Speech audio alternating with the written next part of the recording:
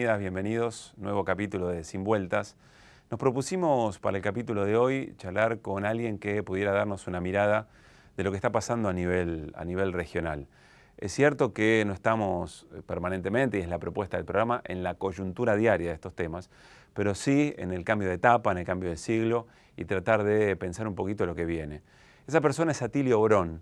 Tiene una particularidad, Atilio, con su formación y su experiencia, y la gran cantidad de personas determinantes de la política de América Latina que él conoce, por haber compartido con ellos y hasta por haber asesorado en algunos casos, que hasta hace poco, por el lenguaje que utilizaba Atilio, por el abordaje que hacía de la situación, quizá se lo marginaba un poco. Palabras como imperialismo, como lucha de clases, relaciones coloniales.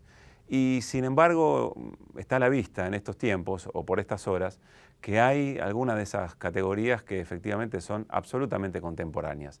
Esa es la razón por la cual esperamos poder sacar de la charla con Atilio algunas claves de lectura de lo que está ocurriendo y quiénes son los grandes protagonistas, como para pensar que América Latina y América del Sur específicamente tiene por delante una gran oportunidad frente a las resistencias de los distintos pueblos ante estos modos del capitalismo y nuevamente, ¿no es cierto?, la represión de las fuerzas de seguridad planas y llanas, tal cual se está observando. Así que la invitación es a disfrutar, a escuchar, a estar muy atentos y atentas a la charla que sigue con Atilio Borón en este nuevo capítulo de Sin Vueltas.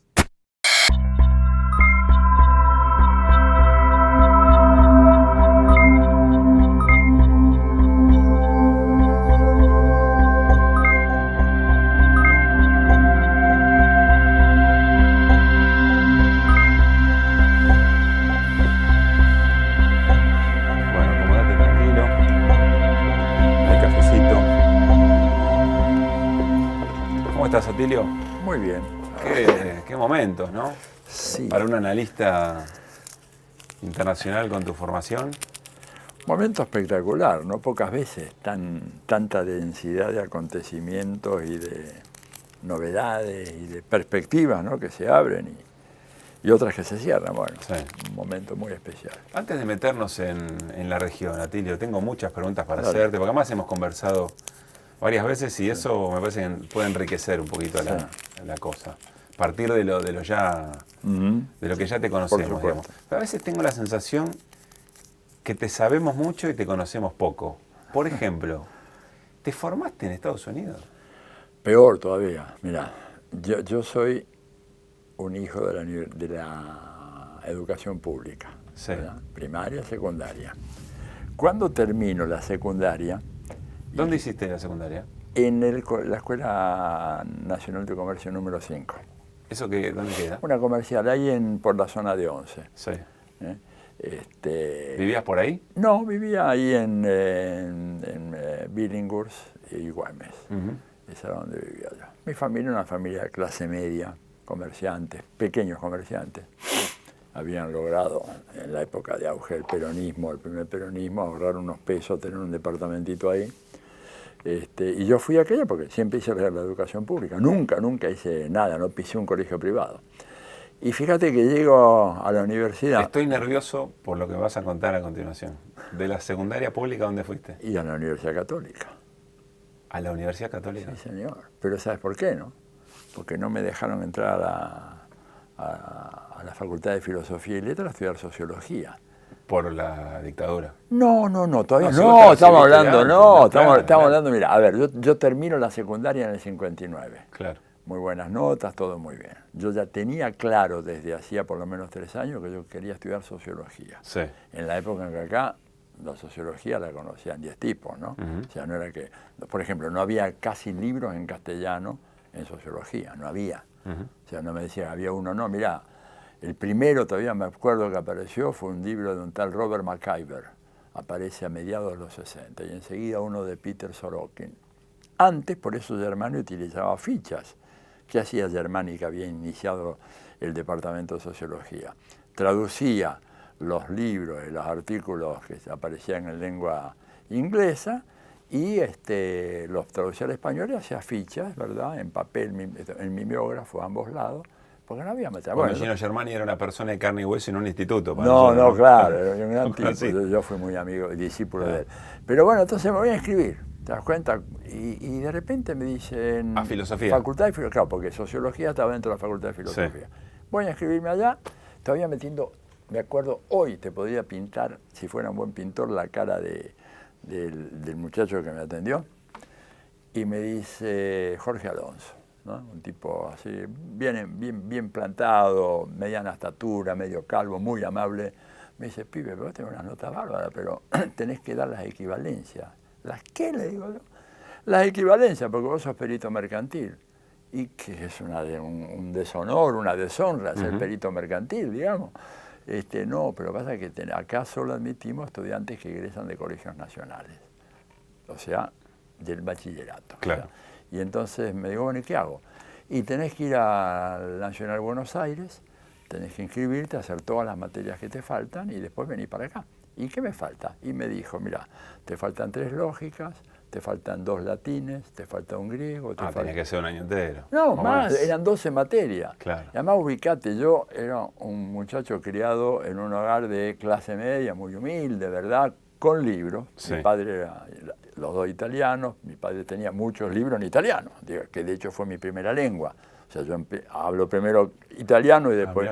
Claro, realmente el castellano lo adquiero cuando voy a la escuela primaria. Y digo, pero 12 materias, más me decía 3 filosofía, 3 lógica, 2 latines, un griego. No, bajé, eso era en la calle Florida 656, todavía está el edificio. Y esas cosas, viste, que la vida de repente pasan cosas así, como dice, pasan cosas, ¿no? Raras, cosas muy raras. De repente, un tipo que había sido compañero mío en 5º grado, se llamaba Jorge Salcedo, me lo encuentro a la salida y me ven muy cabizbajo. Yo era un tipo siempre de muy buen ánimo, de hacer broma y todo. ¿Qué te pasa, tío? Mirá, quería estudiar sociología, no sé qué voy a hacer. Me piden todas estas materias, 12 materias, yo no puedo perder, además no tengo guita. ¿Quién me prepara a mí en los latines, los griegos? Claro. Digo, un problema de dinero también.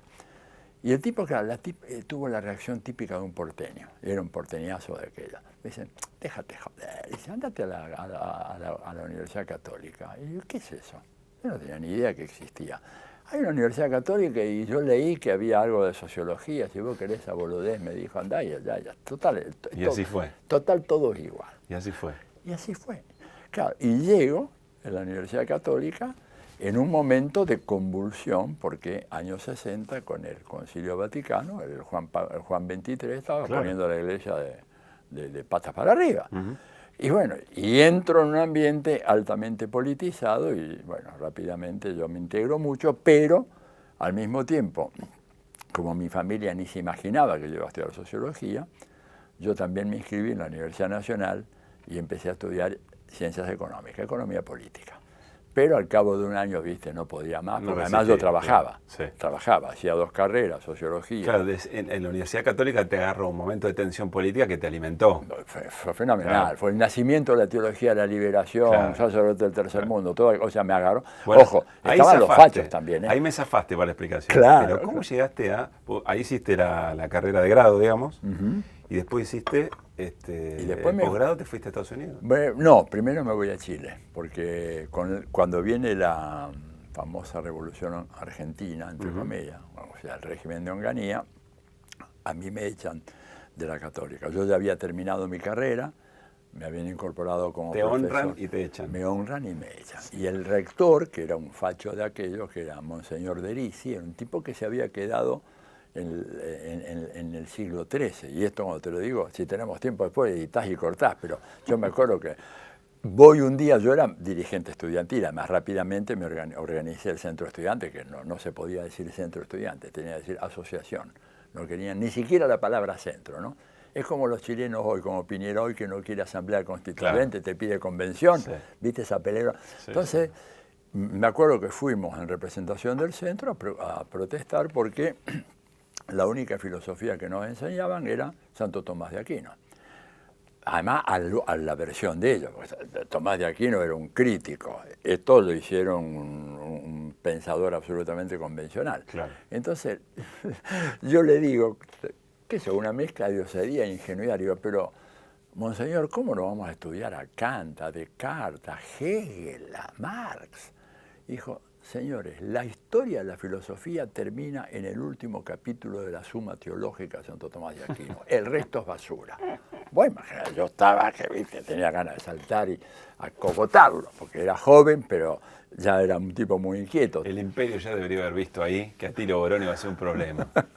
Claro. Bueno, me voy. No quiero me hacerla larga porque después te quiero preguntar por la región, pero contame, por favor, cómo llegaste a Estados Unidos. Yo creo que esto es interesante para entender. Bueno, entonces, cuando viene el golpe de Onganía, ¿qué hace este tipo? Cierra el departamento de sociología, nos convoca y dice lo siguiente. Así como la Iglesia prefirió perder a Inglaterra con tal de no ceder el brazo a torcer con Enrique VIII, yo, por mantener el principio de autoridad, cierro la carrera de sociología y ustedes todos se van. Y a partir de eso nos fuimos y lo que pasó es que los servis que tenía Onganía ya metido en las universidades, empezaron a acosar, me llamaban por teléfono a casa, etcétera, etcétera. O sea que... ¿Te llamaban? Sí, y bueno, intimidándote, sí, ¿no? De zurdo, de siempre, ¿no? Y entonces, a finales del 66, hay una posibilidad de estudiar en la Flaxo, en Chile. Sí. Y yo estaba había metido mucho a estudiar la cosa en Chile y en Brasil, ¿verdad? Gracias a Torcuato Di Tella y a Gino Germani, que fueron de alguna manera mis primeros mentores intelectuales. Y entonces aprovecho la volada, me presento, me dan una beca y me voy a Chile. Y ahí tengo un primer escenario, digamos, en ringside de un combate colosal entre la derecha y la izquierda, como yo nunca había visto, porque acá la cosa era muy diferente. O sea, a ver, cuando yo vi mi primer 1 de mayo con banderas rojas, yo lo vi en Chile 1 de mayo de 1967. Acá, 1 de mayo, tenés bandera del sindicato sindicato el otro, una bandera argentina, banderas rojas, muy poquitas. Allá era un mar de banderas rojas, imagínate, yo me quedé. Bueno, y ahí, bueno, finalmente la dictadura de Onganía que se prolonga, y cuando yo veo venir el triunfo de Allende, que fui uno de los pocos que lo veo venir, porque ni siquiera el Partido Socialista lo veía venir el triunfo de Allende, me decido quedar en Chile. Y me quedo en Chile, me quedo como profesor, etcétera, hasta que, bueno, finalmente, poco antes del golpe, tengo ya una intimación de Harvard que me había admitido como estudiante para hacer el doctorado. Yo había renunciado a ir el primer año, el segundo año diciendo que no, con lo de Allende quería recoger más datos para mi investigación. Pero espera, conociéndote, vos ya sabías que Estados Unidos estaba desestabilizando totalmente, la región. Sí, ¿Y así todo te fuiste? Sí, absolutamente, pues yo quería conocer y lo sigo recomendando hoy.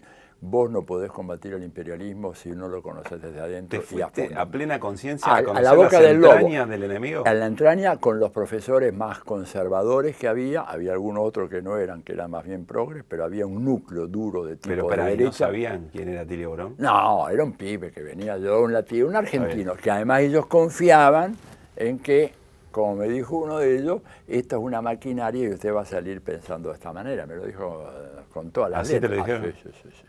Esto, dice, y no se le ocurra correr en contra de la lógica del sistema porque va a ser aplastado. Dice, usted acá viene... ¿Y qué enseñanza te llevaste de esa formación? ¿Qué conociste de las vísceras de la bestia? Bueno, mira, primero la experiencia de conocer la sociedad americana de adentro, esa es una experiencia muy importante. ¿Te quedó decir americana y no estadounidense? Bueno, es que en realidad han impuesto ellos la idea de que eso es América, digo, nos han robado hasta eso, ¿verdad? Y bueno, me queda, pero decir sociedad estadounidense suena un poco como rebuscado, digo. Pero sí, la sociedad de Estados Unidos, ¿no es cierto? Conocerla, la forma cómo le cambian la cabeza a la gente, cómo los dominan, cómo los manejan, cómo los llevan de un lado para el otro, me permitió además estudiar más a fondo la Argentina. Vos imaginate mi emoción cuando yo me pongo a elaborar mi proyecto de tesis yo quería estudiar el fenómeno del peronismo, descifrar qué es lo que es el peronismo, que creo que hasta ahora, espero que no se enoje Alejandro Grimson o alguno de los amigos que han estudiado, hasta ahora sigue siendo un gran enigma.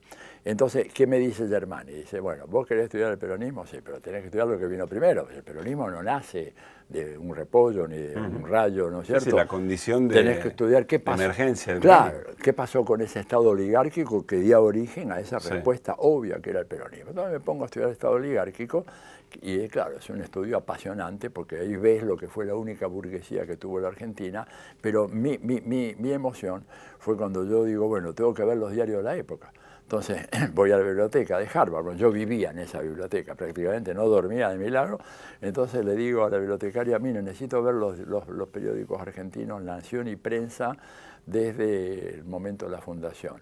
Y entonces dice, sí, acá están, eran esos microfilm, ¿viste? Que eran así. Sí, sí, sí. Dice, acá los tenemos todos microfilmados. ¿Tenían todo? Todo, pero no solamente eso.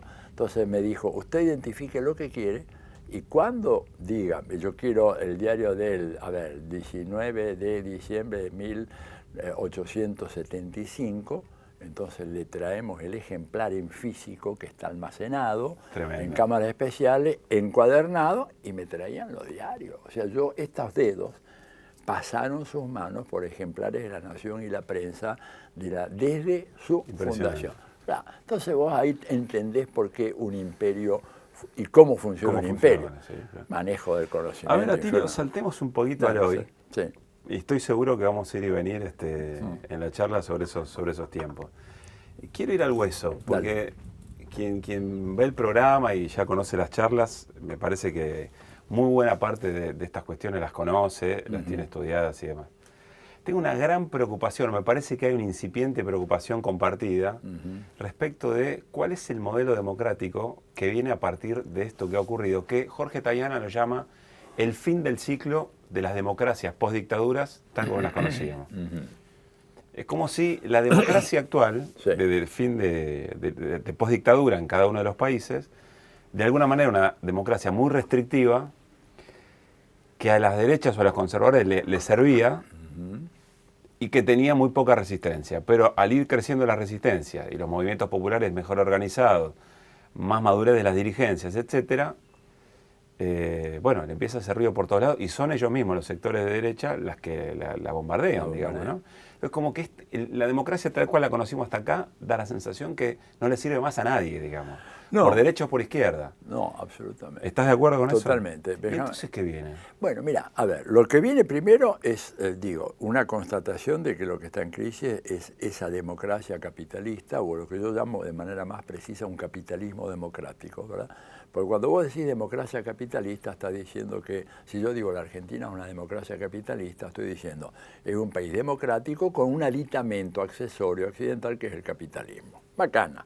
Es un capitalismo, porque esta es la estructura esencial de esta sociedad, que tiene un modo democrático de ejercer su dominación como puede tener otro. Bueno, ese modelo está en crisis en todo el mundo, porque en Estados Unidos hay una literatura... O sea, el democrático es un modo del capitalismo. Una conveniencia cuando las condiciones son favorables, pero si no el modelo es el autoritarismo, el fascismo, el bonapartismo, alguna fórmula de aquellas otras, ¿verdad?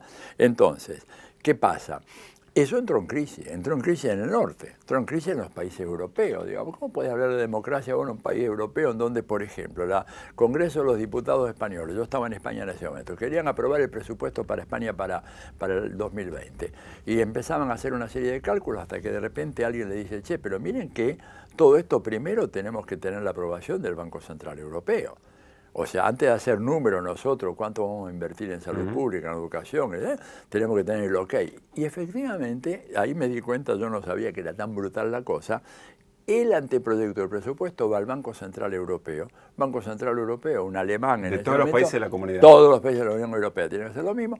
El tipo dijo, esto sí, esto no, esto es muy alto, esto es muy bajo, lo suban por acá, y después lo mandan y los representantes del pueblo después avalan lo que finalmente dijo el otro tipo que tiene el poder de veto, aunque ese tipo no lo eligió nadie. Entonces, hay una crisis profunda de las democracias. En Estados Unidos, mira, Jeffrey Sachs, que es un economista, que fue el que hizo el tránsito de la economía soviética a la economía postsoviética, ¿verdad? Y el que estuvo con Sánchez de Lozada en Bolivia, o sea, un hombre que pertenecía a los economistas de derecha, entra en una crisis profunda. Y ese tipo se ha transformado hoy en un intelectual, un economista crítico de izquierda, hablando de los desastres que ha producido. Y él es muy culpable, se siente. Y dice, en Estados Unidos, hablar ya de democracia es una ficción, porque hoy en día en Estados Unidos gana las elecciones el que tiene más dinero, punto. Porque no hay una convocatoria popular, porque no hay información para el pueblo, porque no hay un estímulo a la participación, porque se sigue votando los días martes, el primer martes de noviembre de cada 2 años, donde no hay ningún estímulo para que la gente se informe, porque no hay diversidad de opiniones. El tipo de una crisis profunda. ¿Cómo es el choque entre esa crisis, que es una crisis global o por lo menos occidental? ¿Cómo es el cruce entre esa crisis y el modo de ser, de resistir, de atravesar las tragedias de nuestros pueblos acá en América del Sur? Bueno, las hemos resistido a través de algo que yo siempre he llamado regímenes postdictatoriales y nunca les di el nombre de democracia, pero yo tengo una formación filosófica político-clásica. La democracia es otra cosa, no es esto que, ¿verdad? Democracia es, Lincoln lo definió, ¿verdad? El gobierno del pueblo, por el pueblo, para el pueblo, pero por el pueblo. Decía, el pueblo protagonista, un componente fundamental del modelo democrático. Lo que nosotros hemos tenido, pero lo que ha habido siempre en el caso de las postdemocracias en América Latina fueron una democracia procedimental, podíamos elegir los candidatos, ¿verdad? Pero siempre muy acotados por los factores de poder que no los elige nadie, pero que están siempre. Sí. Y en donde te limitan las posibilidades que un gobierno pueda gobernar en favor de las grandes mayorías y en favor de la colectividad en su conjunto. Por eso es que hay una crisis, porque después de 30 años, vos explícame por qué, y el ejemplo es brutal. Cuando se van los militares de la Argentina, ¿verdad?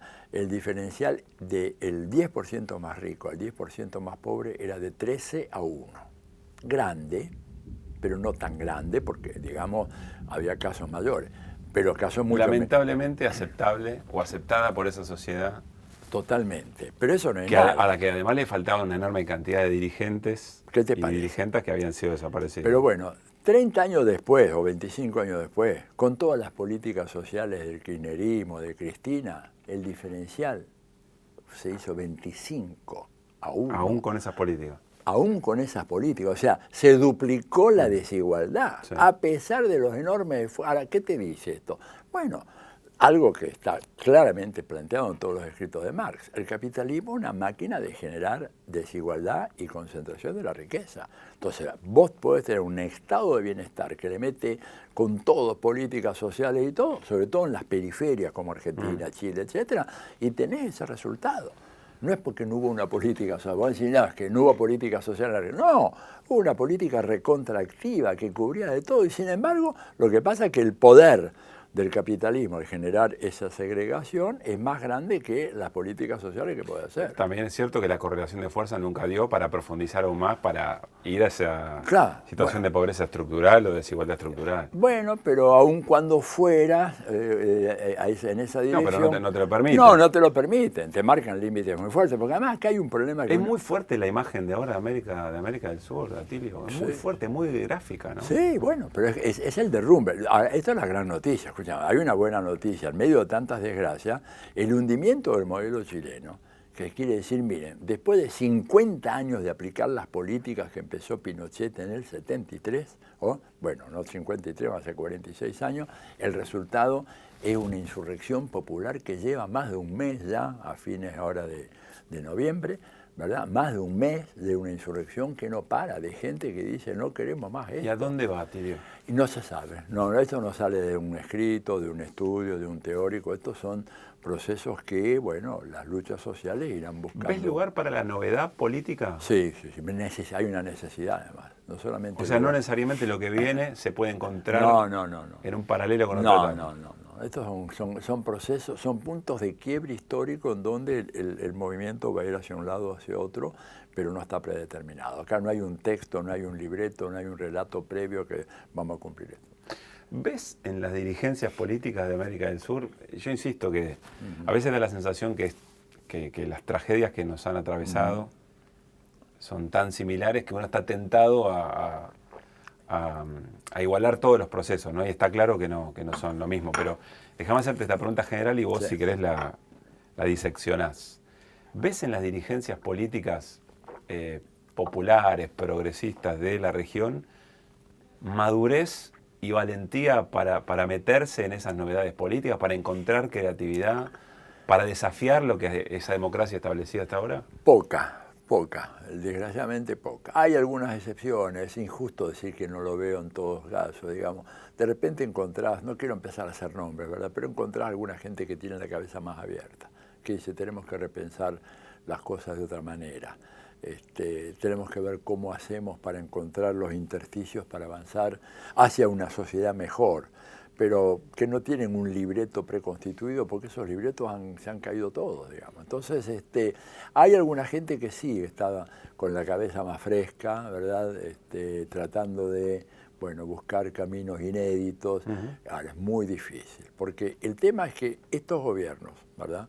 Y subrayo lo de gobiernos democráticos, parten del supuesto de que han conquistado el poder. Y eso es un supuesto absolutamente erróneo. O sea, lo que han ocurrido con las transiciones democráticas o con los procesos... ¿Quién conquistó el poder, perdón? ¿Quién cree que conquistó el poder y no? Bueno, los gobiernos que asumen los gobiernos en América Latina, caso Argentina, caso de Brasil con Lula y con Dilma, Argentina con los Kirchner. Por lo que decís, el gobierno es el gobierno, el poder es otra cosa. El poder es otra cosa. ¿Dónde está el poder hoy en el capitalismo contemporáneo? El poder hoy en el capitalismo contemporáneo se apoya, es una mesa de 4 patas. Una primera pata del capital financiero, que es el que manda a nivel mundial. Es la fracción que domina todo el movimiento. ¿Que está en crisis?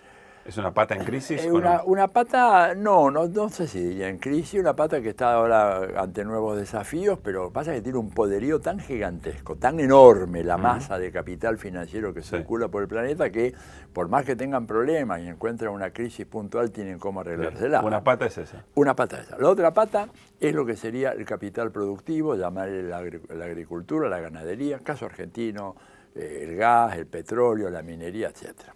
Es el otro elemento, controlado por particulares privados. La tercera pata, poder mediático. Hoy no gobernás, no podés gobernar si vos no tenés una garantía de que va a haber un pluralismo efectivo de información que fluya hacia la ciudadanía. Déjame hacer un paréntesis así. Evidentemente podés ganar una elección, vos estás hablando de no podés gobernar. Una elección la podés ganar con los medios en contra. Claro. Ahora, gobernar con los medios en contra... No, porque te empiezan Te horadan, te perforan, te matan con las fake news, con campañas. Tampoco los medios a favor de los sectores conservadores lograron hacer arraigar el modelo neoliberal, no, es que no lo pueden arraigar porque hay problemas estructurales. Bueno, entonces esa es la tercera pata. Y ahí, por eso, la importancia de la ley de medios, que en la Argentina se aprobó, que se pudo aplicar a medias porque hubo una excesiva condescendencia con las maniobras leguleyas de las oligarquías mediáticas que impidieron que esa ley de medios se aplicara profundamente.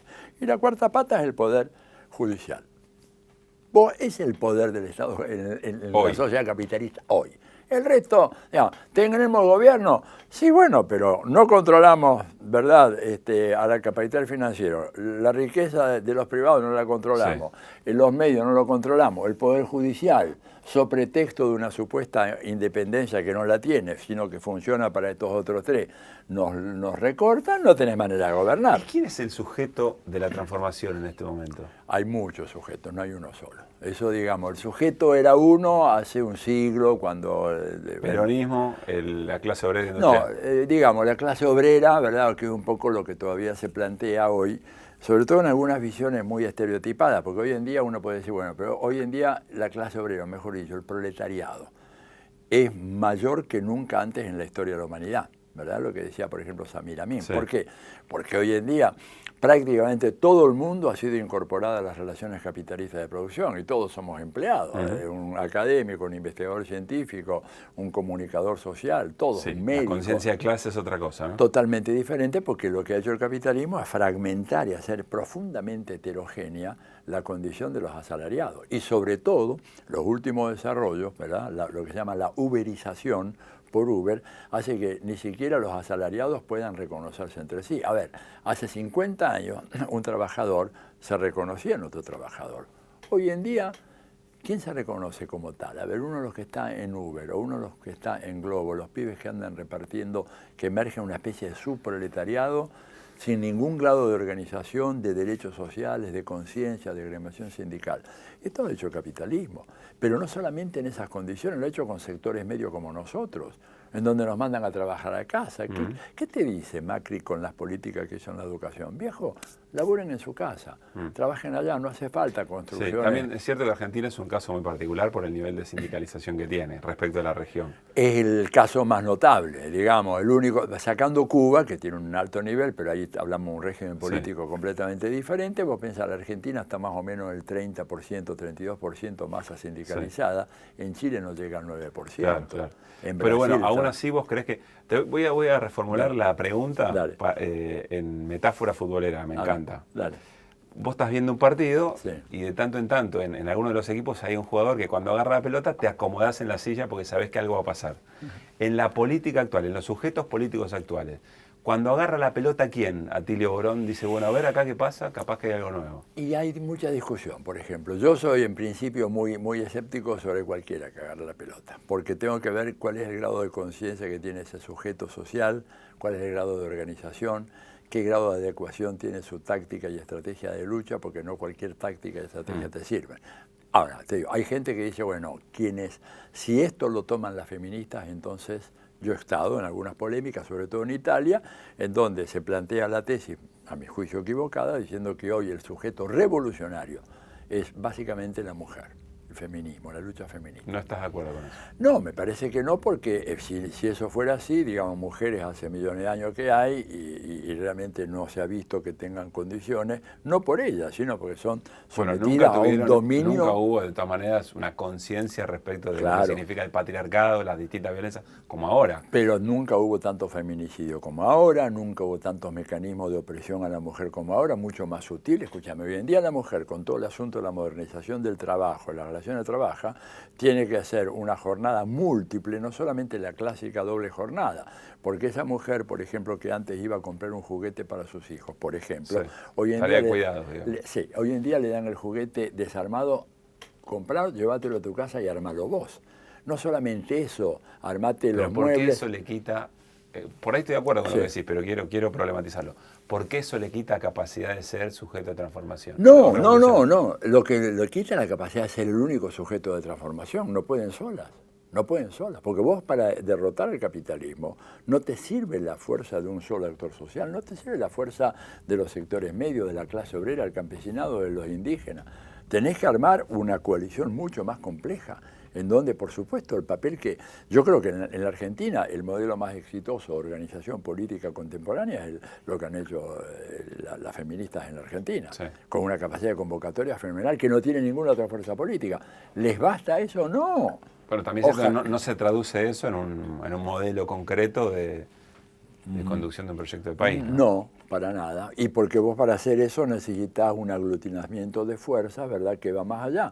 O sea, yo no le resto ninguna importancia. ¿Los sindicatos tampoco son ese sector? Y hoy en día están muy debilitados. Los sindicatos, ha habido una fuerte lucha contra los sindicalistas en todo el mundo, ¿verdad? Y además, en el caso argentino hay muchos problemas, ¿verdad?, derivados de el manejo poco claro de las obras sociales. Eso les ha restado mucha legitimidad.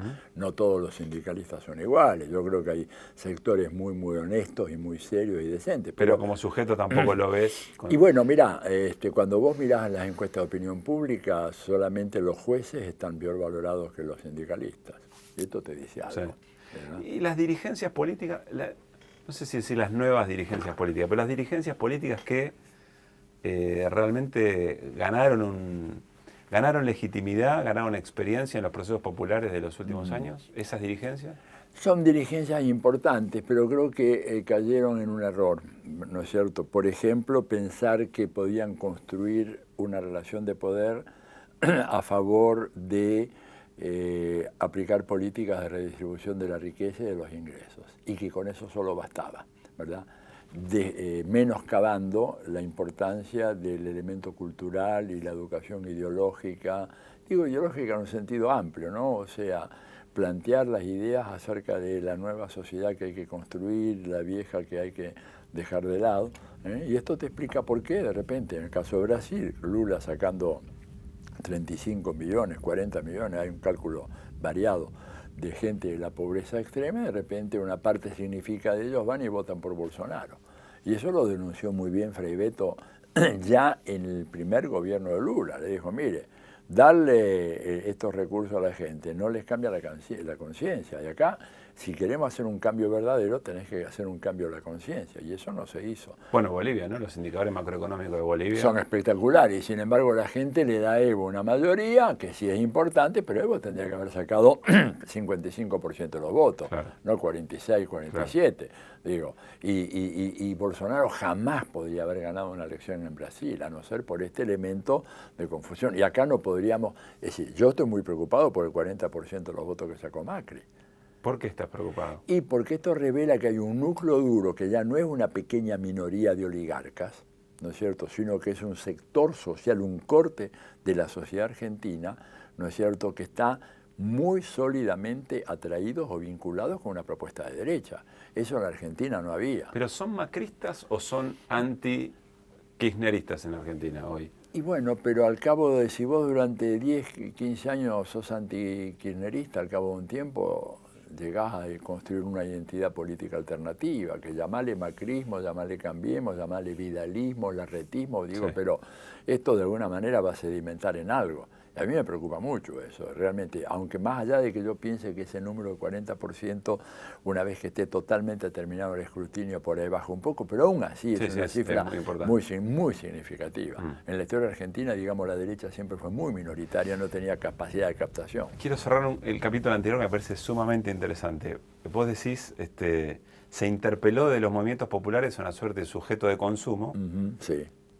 Y eso evidentemente en algún momento se mostró débil para sostener un proceso de igualdad o de inclusión. Y paradojal, mira, te voy a poner unos números que son absolutamente contundentes. Vos vas a Bolivia, yo estuve yendo mucho a Bolivia, ¿no es cierto?, mirando las encuestas, ¿no es cierto? Y yo veía con sorpresa que el número de personas que se autoidentificaban como poblaciones originarias venía disminuyendo sistemáticamente desde el 2011-2012, ¿verdad?, cuando empieza la expansión económica de Bolivia. Pero yo miraba los datos censales y veía que el número de población originaria cada vez era mayor, por una razón muy simple. A ver, la tasa de natalidad de aymaras, quechua y guaraníes es superior a la tasa de natalidad de los blanquitos de Santa Cruz de la Sierra y mismo de los mestizos del altiplano. Entonces, ¿cómo es posible que vos estás viendo los datos duros, dice que cada vez son más, y cuando les preguntás, cada vez son menos? ¿Por qué?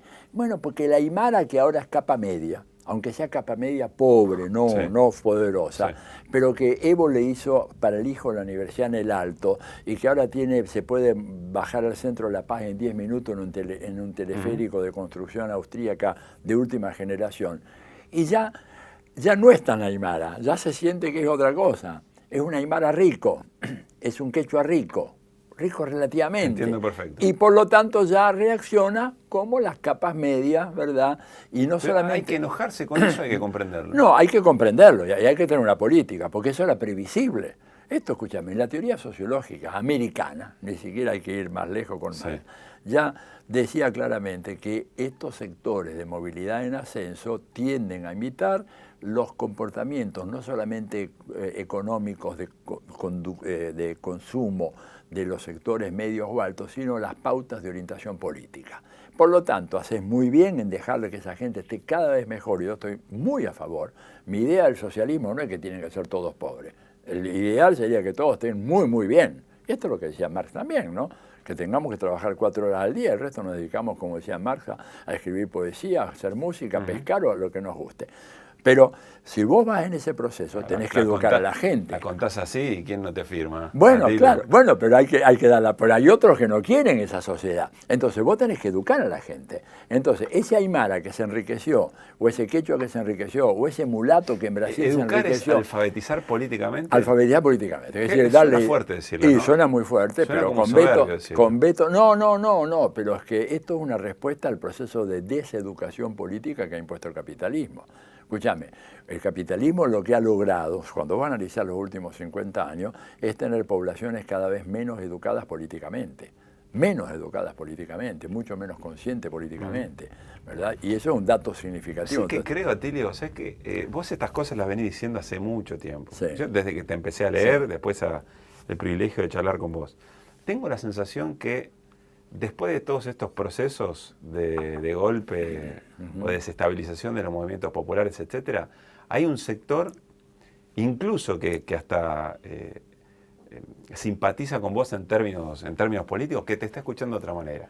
Que antes te decía qué exagerado, qué Atilio. Sí. Y que ahora te están prestando mucha más atención porque todas esas cosas empezaron a corroerse en esas bases que vos decís, claramente, ¿no? Y además, que vos venís, vos nunca largaste el concepto de imperialismo para analizar la realidad política de nuestras tierras. No, claro. Y ahora hay quien, y por ahí te decían, qué exagerado, que claro. se quedó en Harvard, cuando estuve en Harvard. Y ahora, ¿quién puede negarte que efectivamente, si el vicepresidente de Estados Unidos invita por Twitter a los militares venezolanos a que se levanten contra Maduro? Claro. Pero por eso ¿Pero sentís eso? Boludo? Absolutamente, no, yo siento mucha más. Mira, te lo puedo hasta graficar. Sí. Yo viví en Chile 6 años, ¿verdad? Viví la parte final del gobierno de Frei y los primeros 2 años y medio del gobierno de Salvador Allende, ¿verdad?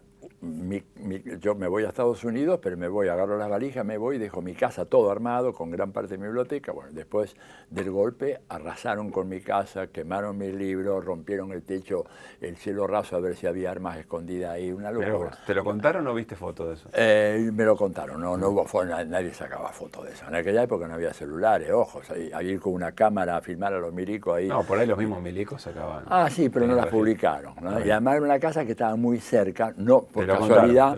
Sí, me lo contaron. Bueno, yo a Chile dejé ir todos los años la dictadura, inclusive cuando viene la democracia, a pesar de que yo conocía, digamos, a muchos de los dirigentes chilenos, ¿verdad?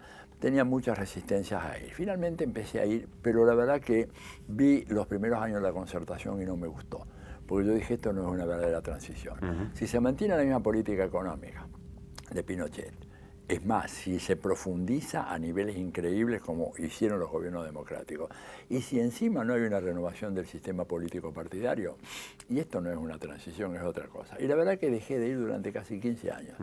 Pero hace 4 o 5 años empecé a recibir invitaciones persistentes, cada vez mayores, con muchas presiones. Tenés que venir, querés venir. ¿De quiénes? En general, chicos jóvenes, tipo, sobre todo después del 2011, el gran estallido donde aparece Camila Vallejo, Caro Cariola, todos aquellos. A partir de ahí me empiezan a invitar mucho, ¿no es cierto?, para que vaya a dar charlas en universidades, etcétera, siempre con mucho cuidado, ¿no es cierto?, porque bueno. Y yo planteaba estas cosas, decía, miren, el fenómeno de la democratización. Pero si te invitaban era porque ellos también se estaban haciendo esas preguntas. Ellos estaban haciendo esas preguntas. Y no encontraban en ese momento en Chile quien pudiera darle una respuesta a esas preguntas. No es que yo las tuviera, pero yo por lo menos planteaba el problema. Decía, mira, acá el tema del imperialismo es un tema decisivo. Esto es un imperio. Nos guste o no nos guste, vivimos en un imperio. Entonces lo mejor que podemos hacer, si vivimos en un imperio, lo que yo hice, ir a estudiar adentro, lo que decía Martí, conocer el monstruo desde sus entrañas, a ver cómo van a actuar, cuáles son sus dispositivos.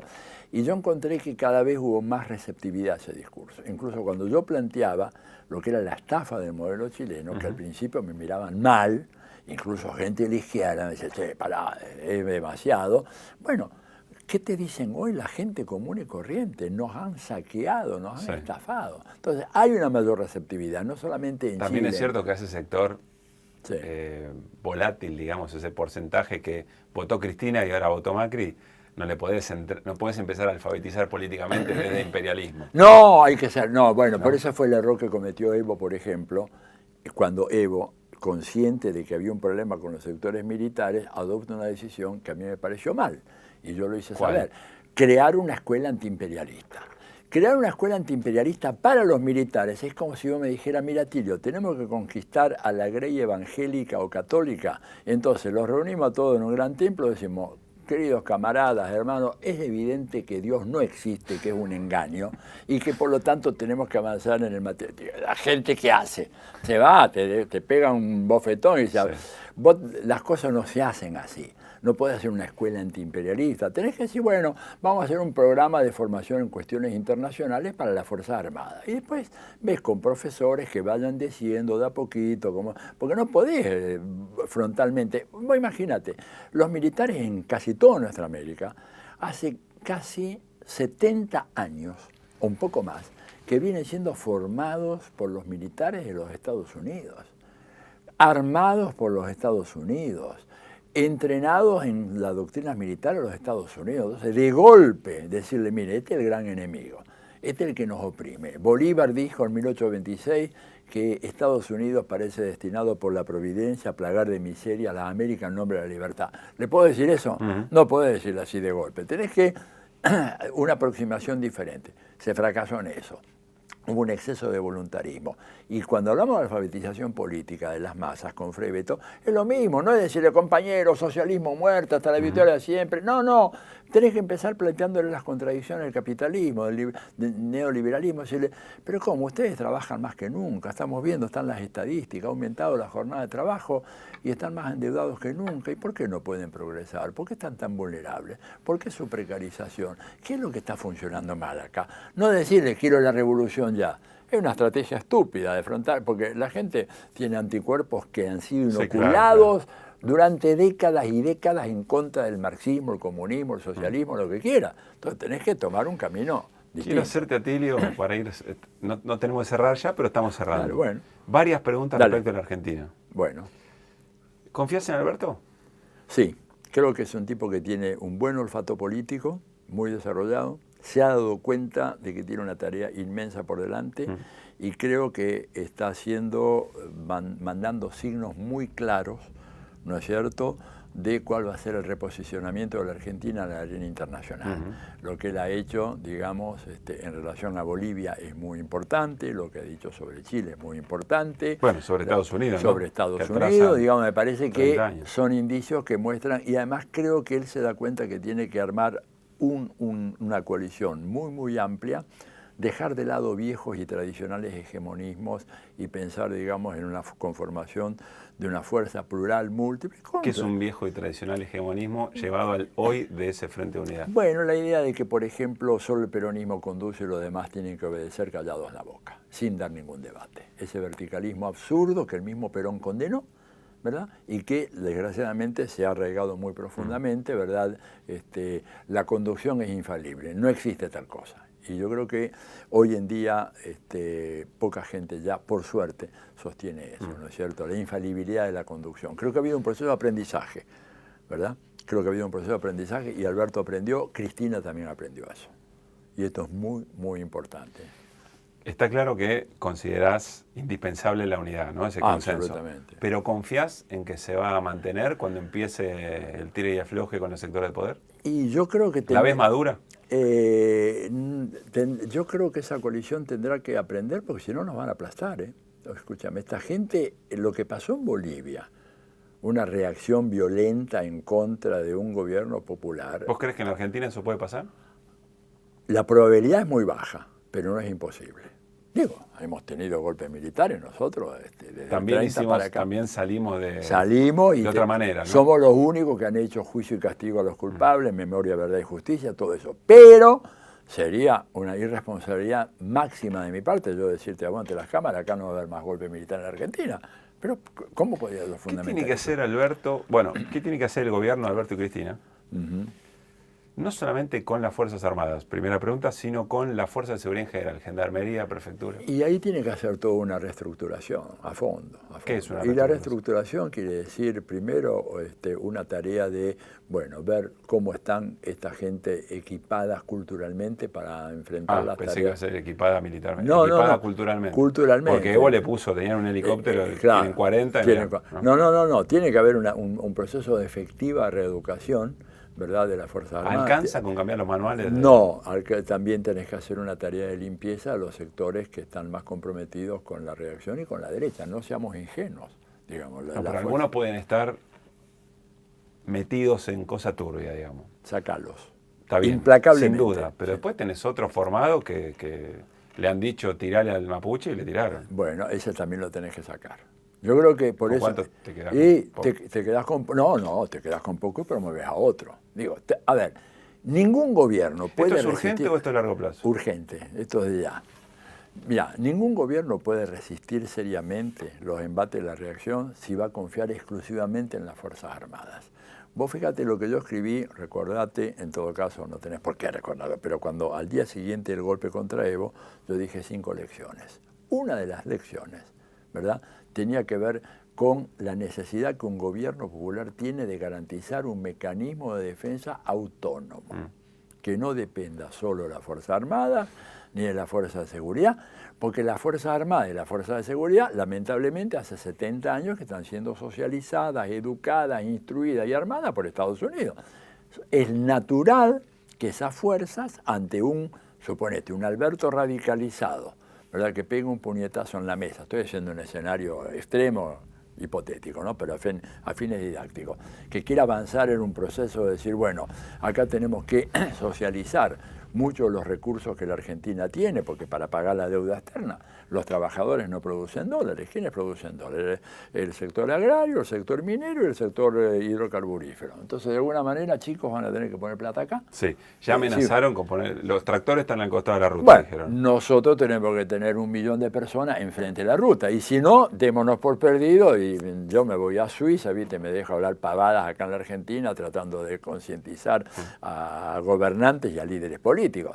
Esto es un enfrentamiento de clase, no nos olvidemos de eso. Y si eso no se hace, por más que Alberto ponga la mejor buena intención negociadora, a él no le van a dejar negociar.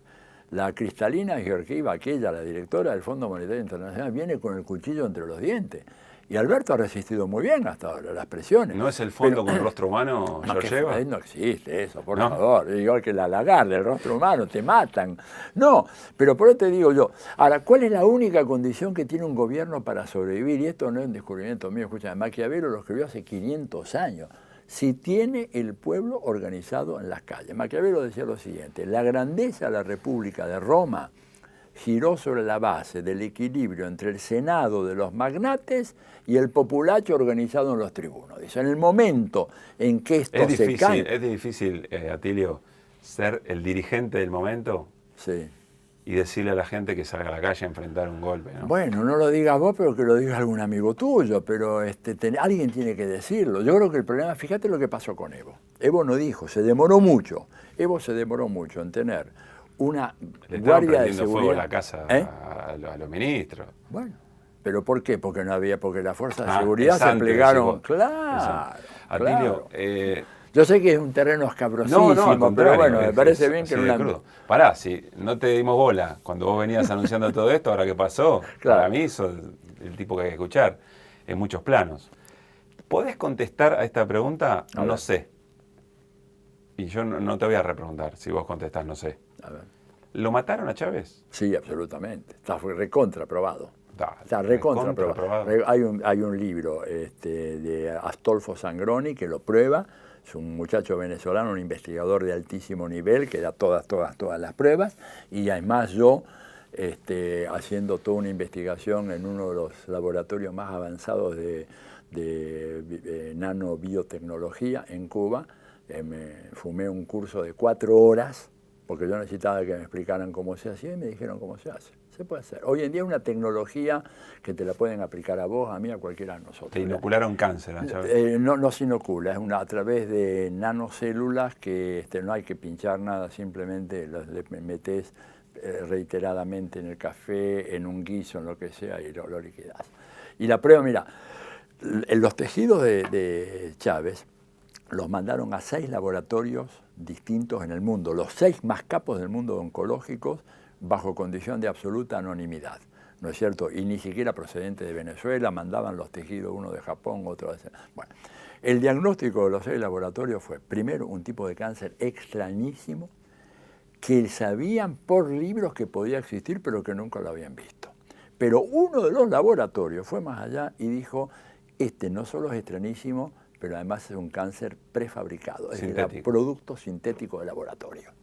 Y cuando yo voy a este laboratorio, a este instituto fenomenal que tienen los cubanos, a tomar un curso acelerado, y me lo dieron, ¿verdad?, con PowerPoint y tal, no hay ninguna duda. Fíjate vos que los 5 tipos más cercanos a la Guardia de Seguridad de Hugo Rafael Chávez Frías en este momento están en los Estados Unidos con identidad protegida.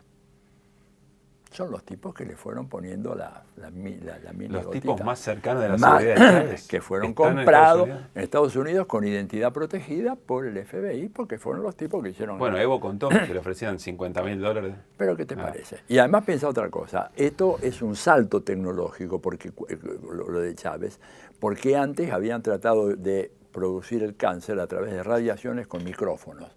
Pregúntate por qué Lugo, Lula, Dilma, Cristina y después Evo tuvieron problemas de tumores o afecciones en la zona alta, como dicen los médicos. ¿Sabes cómo es la cosa? Micrófono cargado con partículas radiactivas y un tipo que está allá al fondo de la sala de conferencia teclea así un celular, un código de 16 dígitos y empieza a hacer microradiaciones. Todos tuvieron un tumor cancerígeno tan tontos no somos, digo, el imperio existe y tiene... ¿Vos sabés que de vuelta, Tilio, si esto lo contabas hace un año?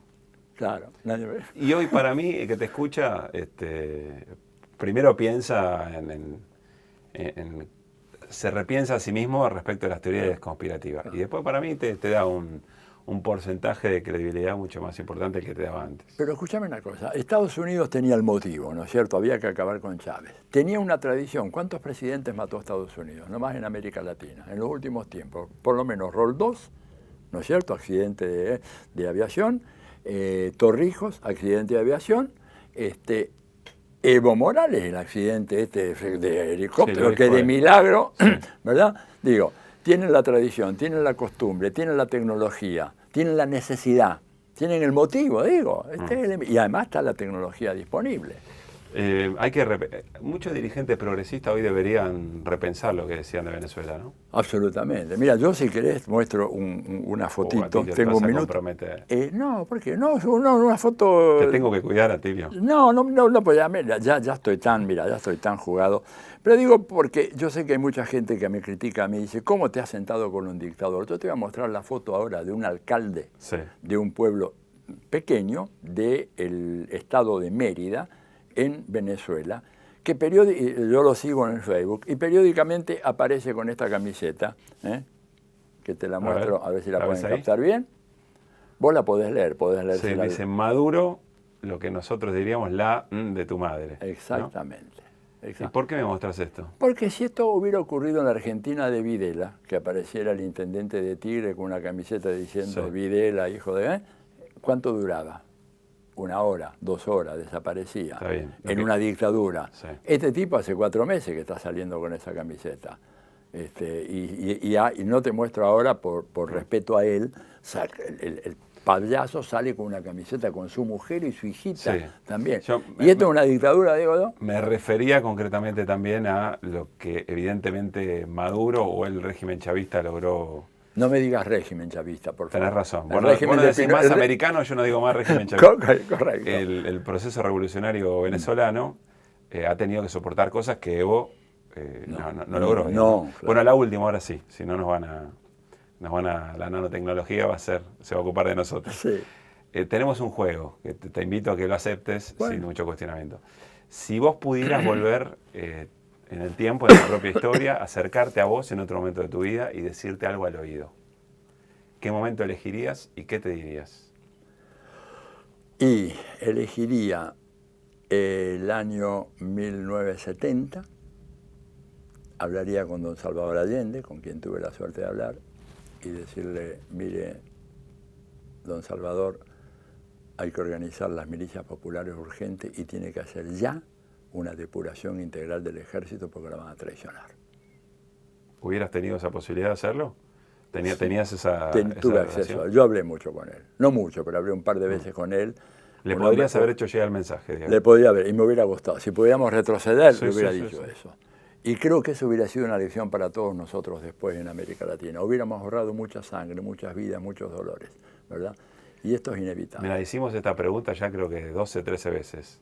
En esta, si tengo la posibilidad de apoyar que uno de esos deseos se haga realidad, es este. Bueno. Bueno, Tilio, gracias. Gracias a vos. Un placer. Gracias.